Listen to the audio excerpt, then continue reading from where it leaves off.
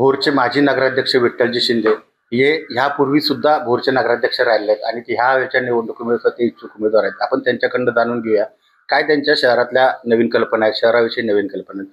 विठ्ठलजी, आपण यापूर्वी नगराध्यक्ष राहिलेला आहात, काय वाटतं त्यावेळची निवडणूक आणि यावेळची निवडणुकीमध्ये काय फरक आहे? मी 2008 ते 11 नगराध्यक्ष म्हणून या भोर नगरपालिकेत काम केले आणि 2008ची निवडणूक होती ती मी नगरसेवकांच्या मतातून नगराध्यक्ष झालो होतो आणि ह्यावेळीची नगरसेवक ती जनतेतून.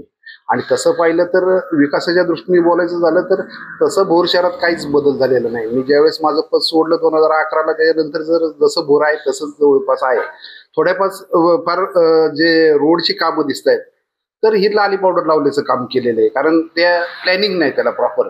भुयारी गटार योजना असेल किंवा बाकीच्या पाईपलाईनसाठी ज्या जागा ठेवल्या पाहिजे होत्या त्या कुठेच ठेवलेल्या गेलेल्या आहेत. ज्यावेळेस ह्या गोष्टी निर्माण होतील त्यावेळेस हा विकास वाटणार नाही, तो विकास नसून तो भकास असेल.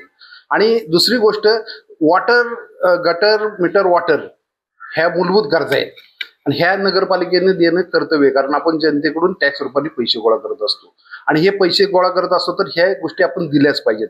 याच्या पुढे जाऊन मला म्हणायचंय की भोरची वाहतूक व्यवस्था सुधारली पाहिजे. आज एसटीचं फार डबघायला आलेली परिस्थिती आहे.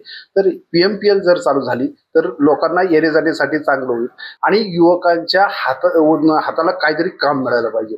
भोर नगरपालिकेची इथे भोर शहर औद्योगिक वसाहत होती, ती वसाहत नव्यानं चालू करून तिथे रोजगाराची साधनं निर्माण करून किंवा भोर शहरातून युवकांना उद्योजक निर्माण करणं ही प्रायोरिटी माझी या निवडणुकीच्या दृष्टीने असेल आणि ते विजन घेऊन मी ही निवडणूक लढणार आहे. तर आपण ऐकलं की विठ्ठल शिंदे यांच्या डोक्यामधल्या ज्या संकल्पना आहेत की तरुणांना उद्योजक बनवणे, तरुणांच्या हाताला रोजगार उपलब्ध करून देणे, ह्याचं विचार त्यांच्या डोक्यात आहेत. आज तुमच्या पक्षाच्या खासदार तालुक्यामध्ये आहेत, म्हणजे आपल्या बारामती लोकसभा मतदारसंघात आहेत. त्यांच्याकडनं तुम्हाला कुठल्या अपेक्षा आहेत की त्यांनी यामध्ये सर्व विषय करताना त्यांनी तुम्हाला कुठल्या प्रकारचं मार्गदर्शन किंवा मदत व्हावी? माझं असं म्हणणं आहे की युवकांच्या हाताला रोजगार मिळेल यासाठी त्यांनी आता काम करावं आणि त्या दृष्टीने आम्हाला मार्गदर्शन करावं, कारण हाच एक मोठा प्रश्न भोर शहरात आहे. कारण उद्योगधंदा भोरमध्ये बिलकुल नाही, स्थलांतरित लोक होतात. बाकीच्या शहरांची दिवसेंदिवस मतदारसंख्या किंवा त्यांची लोकसंख्या वाढते, भोर शहरात उलट आहे, दिवसेंदिवस इथली मतदारसंख्या कमी होते आणि इथले लोक स्थलांतरित होत आहेत. तर आपण जाणून घेतले विठ्ठल शिंदे यांच्याकडून की भोर शहरातील लोक स्थलांतरित होत आहेत, युवक स्थलांतरित होत आहे कारण हाताला उद्योग नाहीये. त्यांची संकल्पना, त्यांच्या पक्षाची संकल्पना आहे की उद्योजक तयार करणे आणि तरुणांच्या हाताला काम देणे. हे होते भोरचे माजी नगराध्यक्ष विठ्ठलजी शिंदे. तुमची car, electric panel, data server आगीपासून सुरक्षित आहे का?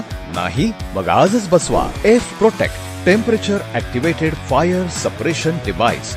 यामध्ये आहे eco friendly non toxic pressurised liquid, जे आग लागल्यास क्षणार्धात ऍक्टिव्हेट होऊन आगीवरती मिळवते नियंत्रण. बसवण्यास अतिशय सोपे आणि सुटसुटीत टेकालिपचे एक दर्जेदार उत्पादन एफ प्रोटेक्ट.